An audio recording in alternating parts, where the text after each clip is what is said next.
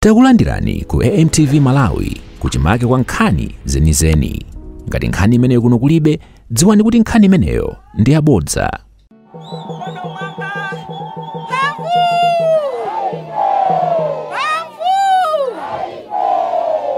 Ndizotani ya Malawi.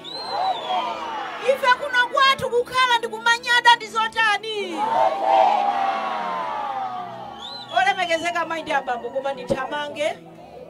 Koma ndimafuna ndibwerere pang'ono chifana nena kuti pano research director Bambo Lemani ananena kuti pano ndi pamene tinapanga msonkhano oyamba kukhazikitsa chipani cha People's Party. Koma ndimati ndinene kuti lachisanu I think loweluka mamawa anandichosa mchipani cha DPP. Analengeza pa wireless kuti Joyce Banda tamuchosa kuchipani chiti. Koma yemweyo ali founder amene anayamba nawo chipani chimenechi mukaona certificate yawo kumene kuja na saina so ndi.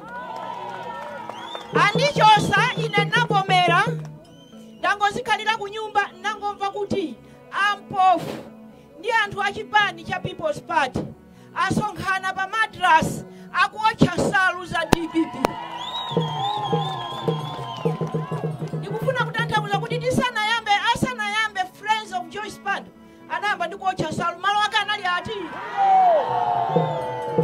Lero mafumu makolo anga tabwera kuzachosa nyozo pa ground ya chaitiyo. Olemekezeka maindi abambo zikasokonekera chuma chikasokonekera muziko amene amazunzika ndi anthu amba. Tawi ata andikalipira iwe aire katika vina kunyumba. Bangu zikasokonekera mazunzika ndi anthu. Ifa madya bwino ndalama zilitototo ku banki tingo utafuna.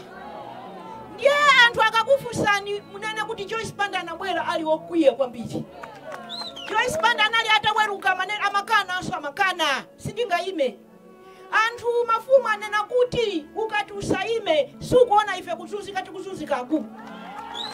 Sungakane uyima basi. Ndiye ine ndikumvesera pa wireless kwambiri. Ndipo ndikufuna kwauza onse oyenera kumva amve. Sikuti ife sitikuziona zimene akutipangazo azimayi. Sikuti ife sitikuona kuti ife azimayi kungodandaula kuti kaunjika sitikupeza kuti tikulisa musika kumenyedwa. Sikuti ife sitikuona kuti ife azimayi tipita ku prison tikaone wachipani zathu wamangidwa kukhapidwa. Sikuti sitikuona. Ndipo sikuti sitikuona ifeyo kuti ife azimayi ma civil servant akukapereka kalata kuti ine ndimalandira 70,000 koma thumba la chimanga ndikugula 110,000 sikukwira. Ndibati munthu wonjezere malipiro kukhapidwa. Asaganiza anthu kuti sitikuona. Azimayi anzanga muli pano sikuli natipanga conference ya ife azimayi okauka. Chifukwa ife zikuti wawa zimene zikuti wawenza kuti ife tasatuka zisiru zawo kumazunzika. Ndikumangoti panga shuga pa mpaka mwapa. Anyamata athu akulephera kuchita china chilichonse kulephera ndi geni yomwe ndi ntchito yomwe osayipeza. Anyamata athu kupita ku sukulu akugona musalongosoka chifukwa chakufuna maphunziro. Olemekezeka maindi abambo. Imene ndi agenda imene ndikusira chado ndi azachi. Tipange msonkhano wa azimayi tirumane kutu. Talembesa ndife. Okachosa sonyozo ndi ndani? Ana athu alipompano, anyamata athu alipompano. Sikuti wazi kwakonda kumakhala opanda ndi ntchitoyo. Kutera kuno ana athu azibambo mafumu kaya mukuona kaya. Anthu akuzimangirira kuposa kale lonse. Amene akuzimangirira si akazi yayi. Akuzimangirira ndi azimuna.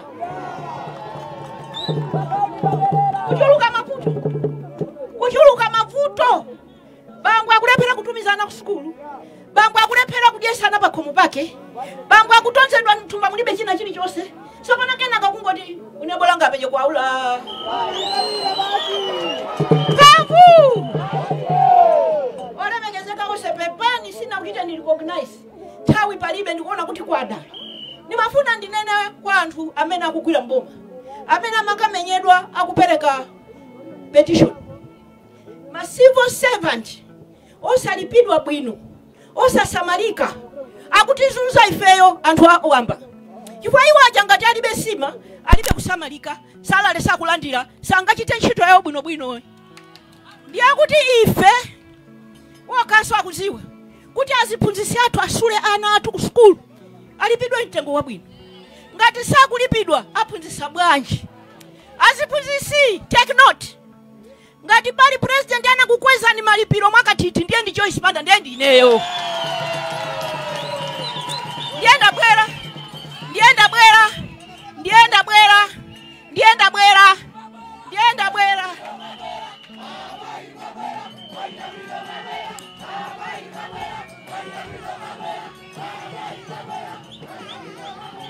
Pavu china chimene chikundidandaulisa pasokonekera pena pake.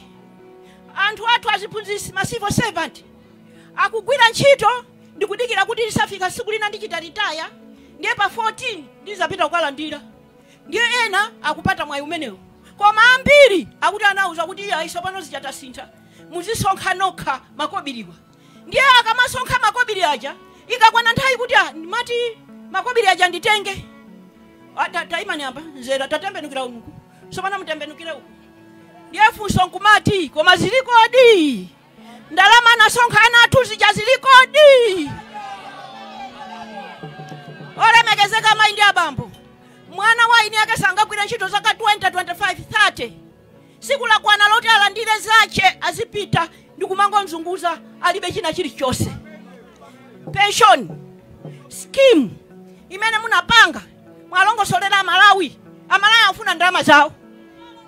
Number 2, ine ngati simutenga china chilichonse pano, mwauza kuti Mayi Banda wabweresa fundo zitatu: kusula ubongo, kudyesa ubongo, kudyesa kamwayi, komanso kulimbisa thupiri. Pavu ndikutanthauza chani? Ndikutanthauza maphunziro. Mtundu wosaphunzira ndi wochitisa chisoni sungapite pasogolo. Mukundimva Malawi? Munthu mmodzi amene anayamba skulu ya ulere kuzindikira kuti anzathunso akumuzi maphunziro akwayenera ndiye ndineyo. Zimene amanena shadow chapa. Amukati simukuchoka ndi ina iliyonse pano. Mukafika kusauko akati amati chani amene? Mwauza kuti Joyce Banda kuti skulu Malawi izakhala ya ulere secondary.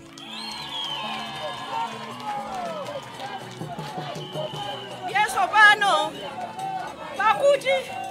pakuti ziko lino amati akationa ife azimayi amati mutu mumulibezero, koma pepani nakunoko naumumu mashini.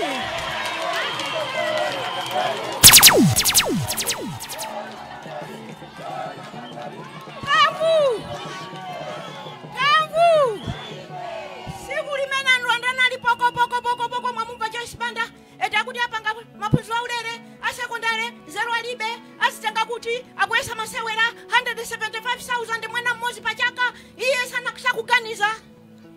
Ndiye ine ndinthaintamenje ndinali nditapanga kale chose, ndinali nditapita kale kokazitenga ndalama zosathandizira muno hali ya maphunziro. Ndiye mukakumana nawo anebawo mafumu mwauza kuti akuti iye uja mwana wathu uja waponda mwala.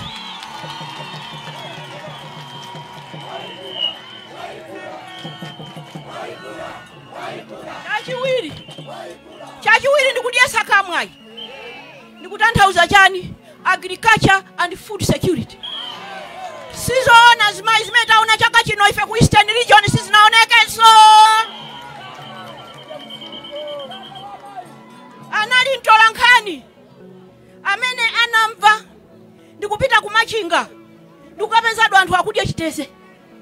Ndikundifunafuna ine kodi a Joyce Banda siku ndi siku kutuluka ukalowa uku ndimadyesa na 10,000. Ina sindimakhala pansi ndimaziwa kuti Amalawi anzanga inu anzinzanga muli kumuzi kuno ndipo mukuvutika. Ndiye ina ndikumfunsa ndati kwa iwe waonesesa pamene timakula ife ngakale katangale kalongonda timafa naye.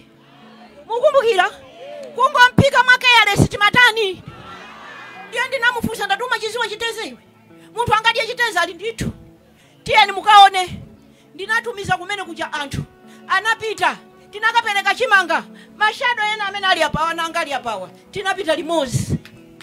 Ndinakapempha chimanga kwina kwake. Chimanga changa ndinapempha chija. Siku lina ndinangochiona kuti achilanda akuchigawa iwo. Maganizo anga anati ndikuwapemphera anthu aku Eastern Region. Chifukwa ndi kumene ndinkaziwa kuti yakaka. Chifukwa palibe sokwina ankadya chiteze Malawi ndi ku Eastern Region. Olo thumba limosi mamba afumu aja. Akuti kuyambira November munalandira chimanga kuno. Olemekezeka maindi abambo. Pamene ulibe mphamvu uli kunja kwa boma. Si ungachitire mwina umangoyang'ana. Umangoyang'ana anthu akukokera kwawo. Umangoyang'ana anthu akupereka pandale. Koma mkumve izi mafumu. Ndale samadya. Ndale samadya. Ndichikwa chacha simuza ndimva ine pakoma panga pano ndikutukwa na munthu ya.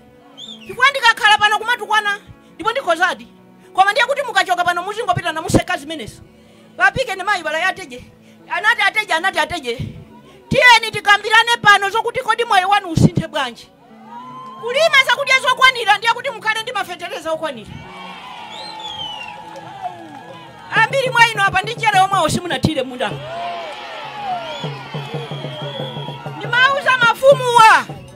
Ndimauza mafumuwa kuti ndamva mbiri kuti akunyozeka kunenedwa kuti ndi akuba. Kodi mafumu akuzomba malosa. Ine ndili MP wanu. Kodi fetereza simakula 500 baki? Kodi sipaja malandira makuponi? Mpweja nimasa matenga makuponi kumanga pasa anthu wanu. Nanga musanabe amenaja. Mukabererwa atatu wo. Awiri wo. Awiri wo so anthu amene analandira ndi fetereza imwe sana tani. Olemekezeka maindi abambo. Tawi ya kwana. Kugulisa mbeu zathu mitengo yabwino. Kugulisa mbeu zathu mitengo yabwino zijane nazi chakuti nandolo kuchoka pa 100 ukafika pa 500. Chifukwa uja kulima uja naye ni munthu. Uja kulima uja kufuna kuona kuti kodi ndapindulapo chani. Ine ndimalima sabola tu. Sabola zulo ndagula sabola zulo 80,000 a kilo. Ndiye mundiuze munthu amene ndi wakumuzi anabweresa 10 tani ndamugula 80,000 pa kilo wapita ndi ndalama zingati. So pano ino amayi anzanga chaka china chache ndinagula ine sabola wambiri kumalosa kumusi kuja kwache chamba kuja. Chaka china chikubwererako ng'antulima isajinjira mmeso so ni musanyanya so papu azimayi tisapunduke ndi kusauka tisazolowere kusauka. Chifukwa ku Central Region kumene ananena kuti amayi akuti munali kwache chamba kumachinga akuti mmagula sabola tatigairani mbeuyo. Amayi ena last year panga 2.6 million kwacha. Mayi wachikulire amangotenga kungowaza basi. Kodi nanena kale tu ineza sabola. Olosa mutafuna bwino suja tikakhala pena paja mamenaso. Tu sabola savutatu. Olemekezeka maindi abambo. Chonde ndagwira mwendo. Kulima chakudya chokwanira, kupeza fetereza wangongole kuzabweza pokolola, kulima mbeu zogulisa mitengo yabwino. Koma programu ya ikulu ya ine imene nosa mukuiziwa ndiyopereka ng'ombe. Imene ndiye sizasiya. Fandi maganiza kuti pakomo pamene pali ng'ombe munthu amene sosauka yayi. Ndiye sono ndimaona ngati kuno kumalosa kati nalozedwa kai. Onse amene napasa ng'ombe munthu ayendera mukafunse ng'ombe zija zilibo palibe. Koma sopano kuna tenjeko. Amene napasa ng'ombe imozi ati pano ali ndi 140 pagulu pawo. Ndiye ine ndikuti amalawi anzanga boma iyenera kuthandizira amalawi alime mbeu kwapasa upangiri. Tinalima chaka chatha chichimanga ku Central Region. Ndinapasa anthu aja mbeu ndi fetereza. Pamene ndikutero potu fumu ina kunoita ndiuza unere yayi ndiye nangomanga katundu ndikumapita kumeneko. Kumene kuja tinapasa chimanga kulima kumene kwa ine olo ine sinaonepo. Tinatenga akaswiri au limi kubwera. Atabwera akaswiri aja. Siku limene jayango tija wamvula. Akakumba zenjelija kuponya hapo chimanga fetereza ukulisa oberekesa siku lomwero kukwirira. Azimayi akundimbira telefoni ali tingotaya atumbewu kuno amayi. Tingotaya fetereza sitinachitepo zimenezo. Siku lomwero tukutira zonse. Koma chimanga chinatuluka kumeneko. Chimanga chinatuluka kumeneko. ndikukuwuzirani chanizi boma iyenera kutenga pombali kutumiza akaswiri mizimu kwathandiza anthu kulima mbewu kuti apindule. Anthu aja anapita ukauza anthu aja chifukwa mnagulira matrakta 4 ndati kalimeni dzikolo ndiye kagawaneni mapuloti ndiye anthu oona amati mukulimilimi na Joyce Banda inu Joyce Banda akupasani zonse mbewu matrakta chimangacho ndiye chizakhale chanu. Ndiye itafika nthawi yokolola ija ndinapita dala kumene kuja ndikumangoyenda muda muja kumapeza anthu bwanja ali amayi chimanga ichi sinachionepo kwina kulikosi ndinali ndi ulendo wati wonge kumene kuja ndafika pena ndapeza wina wakhala panja chimanga chimene chili panja apa kanyumba kacheko kuchepa chimanga kuchuluka ndiye wango chigonera chimanga chicha ndiye ine kuima ndati amwene bwanje alizikundiopya kuti ndilowe nyumba mu chifandika ndiye ndichipeza ndibera ine nangotenga chithunzi kete kujambula ndikwatumizira achaine achaziko kuti iziso izi ndizotani olemekezeka maindi abambo pano ziko lino kupanda kusula mutu kupanda kudyesa kamwayi kupanga ma business aulimi amene amatikwekera ifazimayi sitizatukuka koma yomalizira pa utatu umenewo ndikulimbisa thupiri ndizoona ndithu abale yanga chaka cha 2025 anthu azipita kuchipatala osapeza mankhwala. Chaka cha 2025 anthu azipita kuchipatala ndikungolembera kachipepala zikafuna nnoka. Chaka cha 2025 anthu azipita kuchipatala osalandira chakudya odwala. Kwadi ni maesa amati udye kaye ndi umwe mankhwala. Koma kumango mwa mankhwala mimba mumulibe kanthu kumangocha. Zimenezo ndizoona. Olemekezeka maindi abambo zipatala ndiye ndikamatero maphunziro ndakonza kale chakudya chimanga ndakonza kale kuma zipatalaku ndiye kuti zisavute tisazachedwe tizangobweresa ma mobile clinic azizangoenda mizimu ndi mankhwala amene ndapemphana nawo amati tikubweresere panopo kapena ndati ata vaikwanje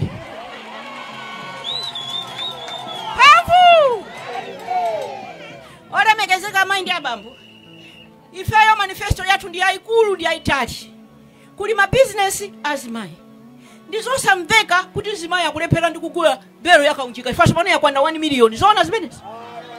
Olemekezeka maindi abambo ndizosamveka kuti ana athu akusowa chochita akati asapeze ntchito yolembedwa apange yawo bwanji ndiye wina afuna asafune kabanzana yamba ndani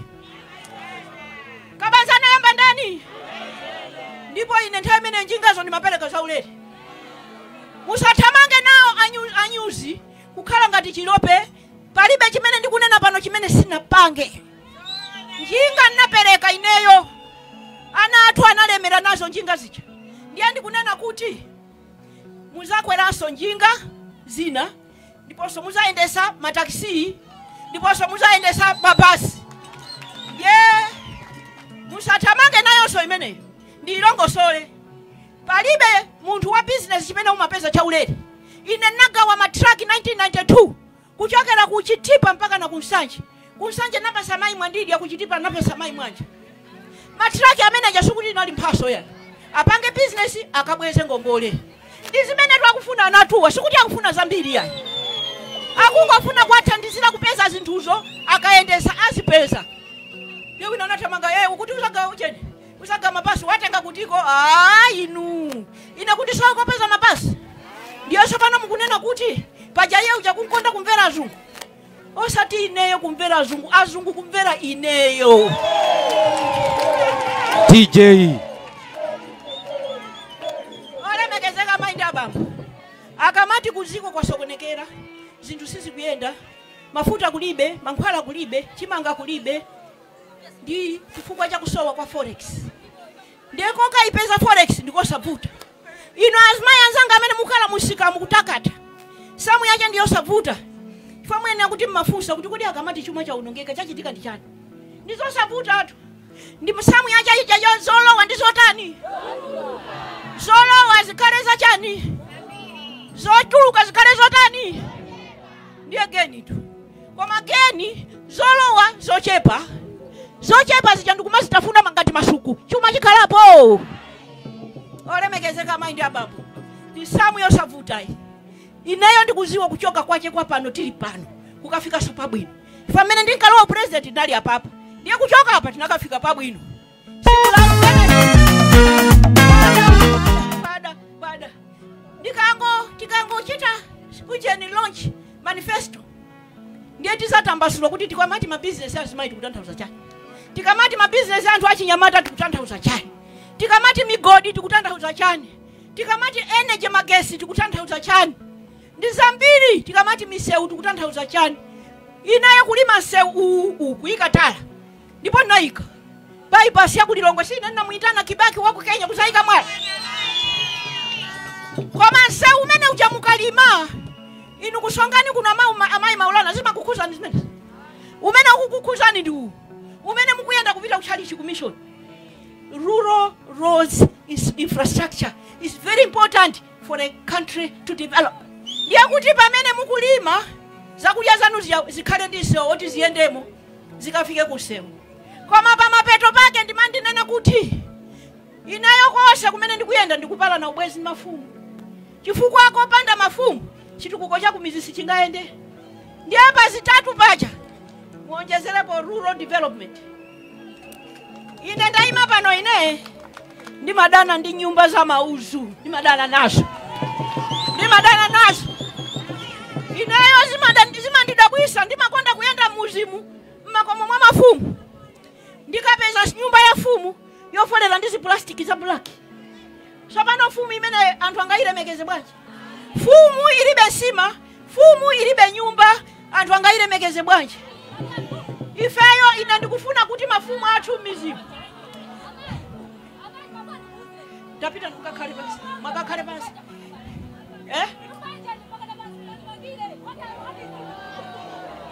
Nyumba yanu ili kuti? Iya itakhala ni petu nanga ndiye anzanu twali ndi nyumba ali kunyadira muzimu. Akukusankhani chifukwa chani? Kapena zijamadikula apa zijaye. Koma ine lero ndaziwa kuti anthu amachesulana ndithu. Amayi Nyaude achesulatu.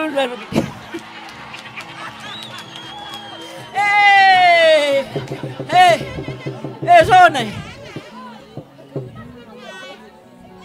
Iya inu sinu wa misala. Inayo ndilongosole ndekha za inuyo. Inuyo amayi yaya isimu kubwera kuno lero yayi. Amayi Nyaude wa tinakumana kumaketa. Atagwiriza kamwana kazanga 10 manjamba. Andiona gali moto yanga yaima poteropo. Anangobwera kundiponyera kamwana kajangali moto. Ata ndiponyera mwana uja nane nangotenga. Mwana uja kwakhala naye kusanjika. Mwana uja kutumiza ku Joyce Banda Foundation. Sindapata. Mwana uja kutumiza ku university. Lero pano ndikunena pano ndi graduate amagwira ntchito ku office kwanga. MalawiMusic.com.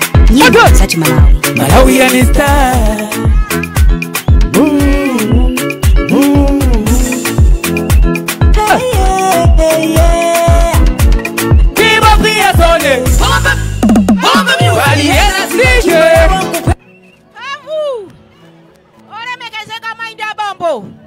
Chimenecho amayi Nyaude wandokhala ngati amayi Nyaude ndi amene ndikupangira ine kuti sukulu za secondary zikaza ulere. Muno muziko we don't even have a choice. We don't have a choice. Amene ali olemerango lemererapi. Ali osagwa ngotani. Sopano ife tili kumwamba kwanatu akupita ku England ku boarding ku Kamuzu Academy. Kumusiku makolo athu anasa kupitisa ku sukulu kusowa cholipira. Yewina sandi uza so ine kuti usachita zizatheka bwanji. Ziza. Iya ziko la Malawi liene akupeza njira. United Nations inanena kuti education is a right. Health is a right. Ndiye ine wina afune asafune sukulu ya secondary zakaya ulere. Sakupuma bwino akutentemera ako mafumu ndicho ineni chonde mundithandize tiyeni tialera anthuwa koma kuti tialera anthuwa inuso mulipidwe bwino inuso mukhale mosamalika inuso tikulemekezeni tisakunyozeni mulandire mswala osati mswala nena kale apa kuti salale ya bwino yokwanira yoyenera mfumu sindi kunena nthano ayi ndikoza kubwera pano kutanena nthano koma inuyo azimbuyanga mukuziwa kuti pamene nali ku State House nakweza ine mafumu 20,000 analowa pakaundula tizapanganso chifukwa sikutinso ndikuti kungokukondweresani koma ndi udindo wa ife ngati boma kuyang'anira mafumu athu kuti akhale mtendere. Olemekezeka mayi ndi abambo kwa da andisokoneza ndi anti uja ndi mayi Nyaude kumango vina ndiponso ujeni Zainabu kumango ndienda kusogoloku akuti akufuna ng'ombe ya Idi ndiye ine ng'ombe ndaipeza kale mungobwera muzatenge. Mulungu akudaliseni nonse zikomo. Kusongani mukufuna anthu akuzomba komanso amalawi apite ndi uthenga wanji pochoka pano? Anthu amalawi onse makamaka ife tili mainstream osati anthu akumuzi ayi asiye kunena zonena kuti sitingathe kupereka skulu ya ulere kwa ana athu muno Malawi chifukwa sikuti ndi manyado yayi. We don't have a choice. Ifeyo palibenso njira ina sizingatheke kuti olemera zilemererabe osauka zisaukirabe. Sopano olemera aja kuphunzitsa ana maskulu abwino osaukisisaja ana akungosiya skulu kumakhala ku nyumba. Statistics zimene ndili nazo panopo ndizakuti 140,000 anasiya skulu ndi cyclone, 200,000 anasiya skulu ndi covid. Ngati sakupita skulu ya ulere amene onse uti atani. Ndiye ine sikuti ndikunenera kuti masewera yayi. Ngakhale tifune tisafune mtundu wa Malawi tiyenera kutumiza ana athu ku skulu ya secondary mwa ulere. Ndipo ziko lonse lapansi silingangokhala kumati yang'ana ifeyo kuti tikulepera ana athu sitiphunzitsa zizatheka. Mundu wake ineyo mwatsindika kuti mafumu muyende nawo limodzi mwakambapo nkhani yonena kuti zakabanza zipitirira komanso ziposera pamene paja munatangowombani mkoto. Ineyo ndi amene ninayamba nkhani ya kabaza ndi maganizo anga naliwonena kuti kodi anthu akamachokera 10 km away kupita kunsewu kakwera galimoto amayenda bwanji. Ndiye ndinaganiza kuti mwina ndingo apasa awiri atatu njinga za moto wapanga treni ndikumalola kuti azikatenga anthu ajazifika kunsewu. Panopo tikuyankhula pano alipo 2.3 million. So it's a revolution whether anybody likes it or not. Imene tinambisa imene inachitika. Ndiye maganizo anga ndionena kuti ana ambiri akumwalira akuyendesa njinga zija. Zimene tinkapanga ife zowatumiza kaye kumaphunziro tisana apase njinga zinasika. Ana aja kuyenda opanda mahelmeti akuvulala iwo komanso akuvula za yena okwera njinga zija. Program imene ndikunenera kuti ndizaikhonza seriously kukhala pansi kuichita design kuti munthu aliyense akamaenda wavala helmet akuyendesa kanjinga kaje ka license kaye nako koma helmet ina wakoleka apa kuti mwina angatenge wina. 2 azichita graduate business iliyonse ukamapanga uyenera kupanga graduate akamachoka pamene paja akafike paja kuti akuyendesa mataxi akachoka pamene paja akaendese mabasi. This is a program that we designed imene tinafuna kuti tikanaichita implement nthawi imene iyi koma ine nali kunja kwa boma.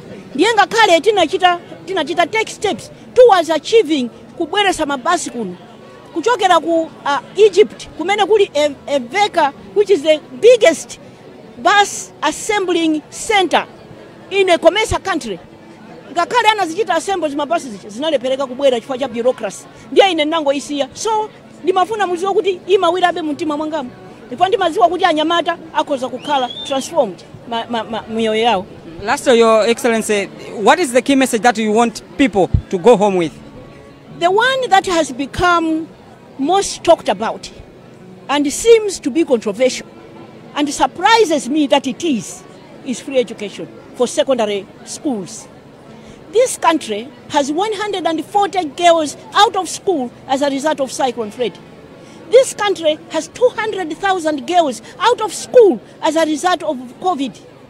These girls have no way of going back to school because there's nobody to pay their school fees.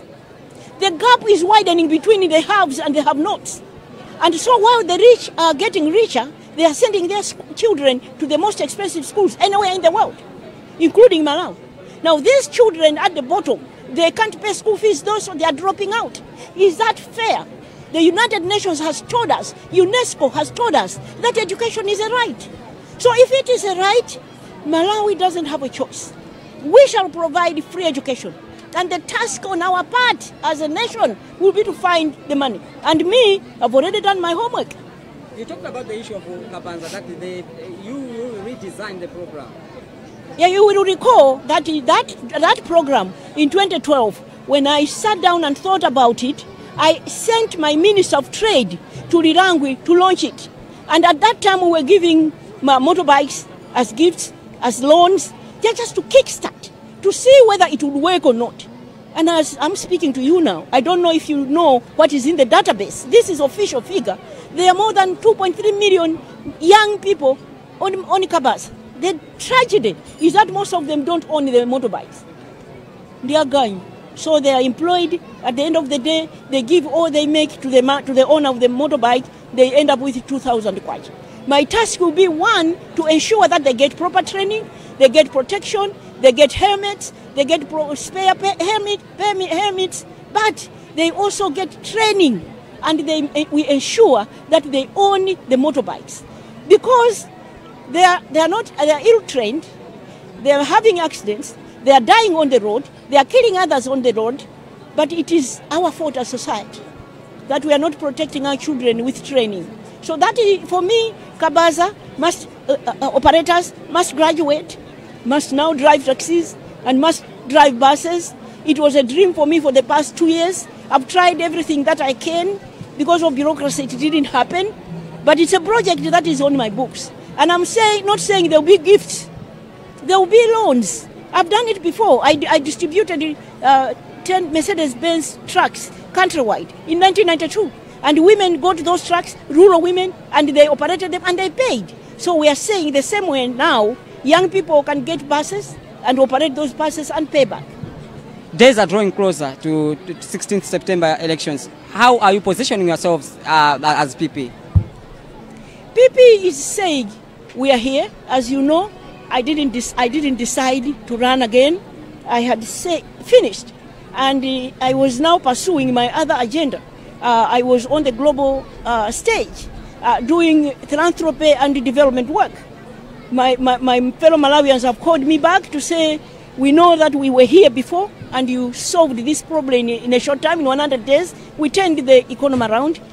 Fuel came back, food came back, and in 2013, I think I must mention this, that we harvested 3.9 million metric tons because of the low income scheme. So it is something that we've done before. Our requirement for this nation is 2.9. So 1 million metric tons was overproduction. We can do it as Malawians. It's possible. Thank you so much. That's the former president of Malawi and the People's Party leader, Dr. Joyce Banda. Conclude. Usaiwala kupanga subscribe ku channel ya AMTV Malawi.